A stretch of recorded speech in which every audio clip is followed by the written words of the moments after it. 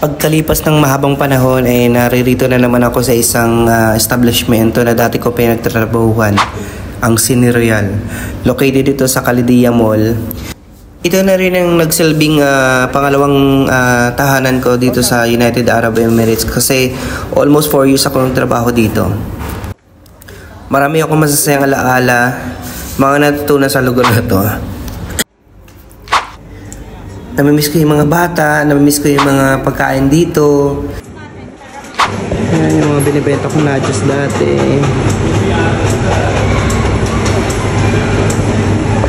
Ang masaya lang dito sa cinema, syempre lalong-lalo na pag may mga bagong movie, syempre unang-una ikaw yung nakakapanood at na-experience mo yung magandang movie. Ayan guys, pauwi na ako niyan. Ang laki na lang pinagbago ng harapan niya. Dati wala yung ganyan. Ngayon kiosk na siya. Wala nang tumatao. Ito yung pinakaharapan niya. Yan ako nagsisilbi dati sa Royal Class. Ito yung pinakalabas ng Calidia Mall. Yan. Pagtatanawin mo siya, napakalaki niyan. Salamat sa 4 na taon ng Calidia Mall. Thank you for watching.